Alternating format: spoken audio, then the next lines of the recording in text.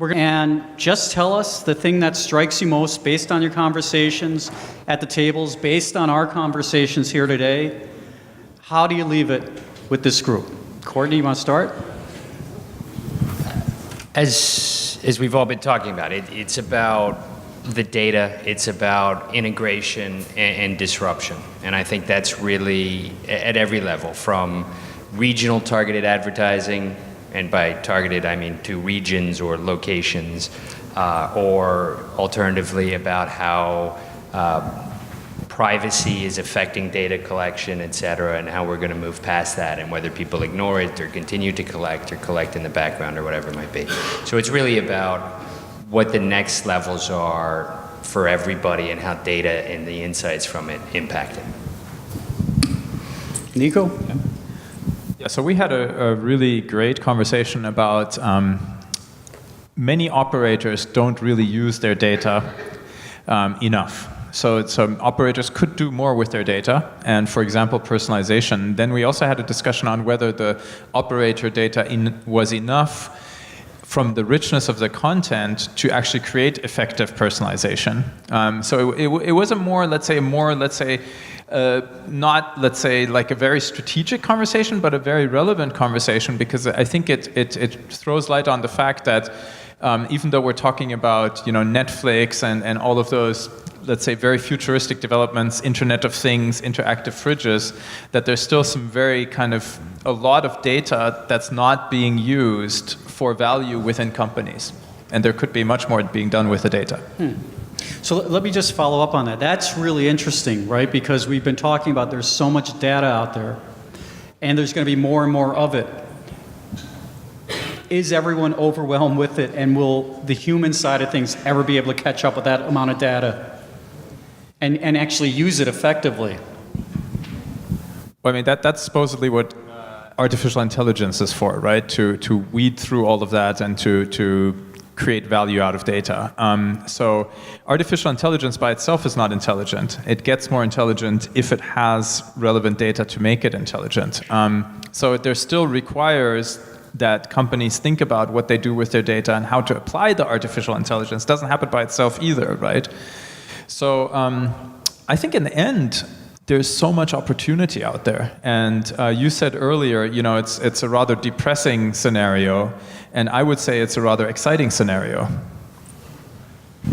Absolutely. Yeah. And follow up on that, we had another discussion that is linked to this, and that is if the operators will be selling advertisements, and I believe they will. I believe that is going to be the next step, but that's a huge change for a pay TV operator and telco, which is very often a pay TV operator today, from being a utility who's just selling capacity to actually selling intelligence, which this is all about. But it's data out there, you want to make information out of it, and in its essence, it's actually old-fashioned marketing segmentation. You're just trying to make it more tinier, more refined, more better in hitting exactly what the consumer is interested in. And we talked about it before, make the information relevant, and then it will be consumed. But that's have been the problem from the beginning. Exactly. That's right. So, but it forces the operators to change and think about their customers in a different way, which I think is good. I think that's good too. And let me, maybe we have time for one last question. I was just thinking about one question which was slightly addressed already, which is, especially in Europe, new regulations around privacy. What do you think is going to be the impact, and how do you think people in the room should think about it, and maybe they should already take different actions towards being compliant with the new regulations? What is your view about that? So it was a topic that came up at the table that I was sitting at, and I think we can't underestimate the capacity for some of the big companies who collect data to find workarounds for these things. Even if you look today, right, Google updated their terms today. So if you went to go do a Google search today, even here in France, you had to click on I accept the new terms. If you don't accept the new terms, you don't get to play with it, right? So there you go. That's their workaround to it. That said, I think there's way, again, if you're asking the right questions or you're collecting the right data for the right questions, you can continue to develop the insight that you want, right? It's Olivier said before, it's having the panel is not a bad thing necessarily if you're asking the right question to the panel, right? And same thing for collecting data. I think many companies are scrambling right now to get ready for this legislation, and nobody can really claim to be, let's say, know exactly how this is also going to pan out, because there is the word, the text of the law, but how does that get interpreted also? So there's that whole dimension, but certainly it's a massive change.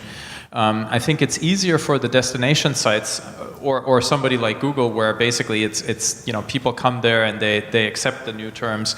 However, they have to ensure data portability, they have to ensure more data transparency. So there's also, it's not just clicking on something, they have to ensure certain things around the data, which is much more than they had to do in the past. So there's a lot of changes that will happen, and this portability aspect is interesting, because how will that affect the way that, so far data has been very guarded, but what if the consumer can take their data out of one environment and move it into another one? We don't know what that will really mean yet. So in general, there was, I think the opinion is that it is good for consumers because it's valuing their data, but it does cause the companies to have to scramble and adjust and change right now.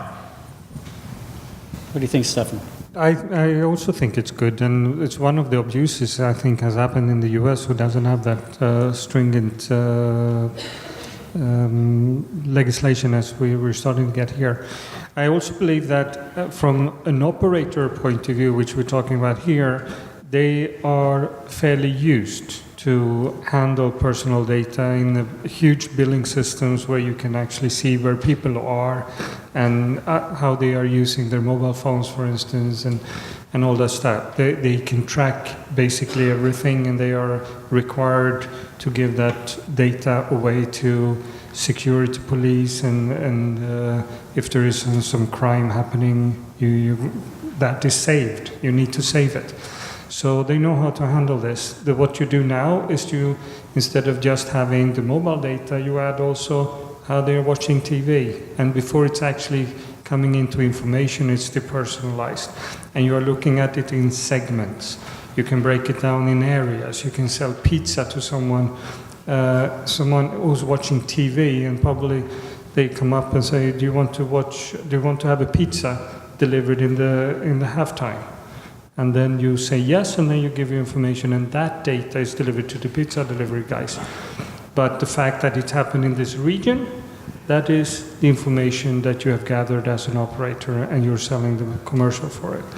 So I think there's going to be a lot of work for a lot of companies, but I think the pay TV operators are probably pretty good already now with all the information they're gathering from all the other services to handle it.